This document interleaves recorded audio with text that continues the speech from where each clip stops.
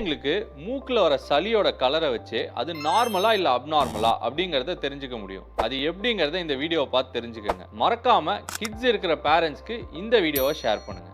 இந்த மாதிரி கிளியரா இல்ல தண்ணி மாதிரி வர சளி இருந்துச்சுன்னா யூசுவலா பயப்பட தேவையில்லை. அது ரொம்ப அதிக குவான்டிட்டியில வந்துச்சுன்னா அது அலர்ஜினால இருக்கலாம். இந்த மாதிரி கொஞ்சம் திக்கா கிரீமியா சளி வந்துச்சுன்னா அது ஏர்லி சைன்ஸ் ஆஃப் வைரல் இன்ஃபெக்ஷனா இருக்கலாம். அதே இந்த மாதிரி திக்கா எல்லோவா சளி வர ஆரம்பிச்சுச்சுன்னா அது டெஃபினட்டா ஒரு பாக்டீரியல் இன்ஃபெக்ஷனுக்கான இண்டிகேஷன்.